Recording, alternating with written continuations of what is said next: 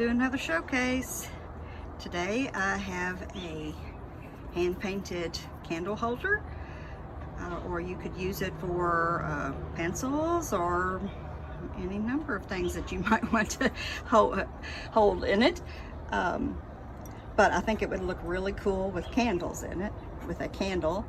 And here's the inside. It has not been painted, but that light from inside shining out of this would really set off some of this beautiful gold that you see sparkling here. This item will be added to my Etsy shop probably later this evening, so be sure to go over there and check it out. I think this one turned out really pretty. I hope you guys like it too. Here is the bottom.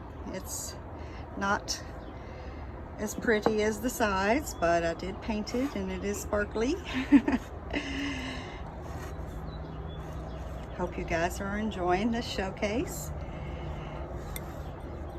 I will wrap it up for now, but I will be seeing you again soon. Until then, enjoy the rest of your day. Bye-bye.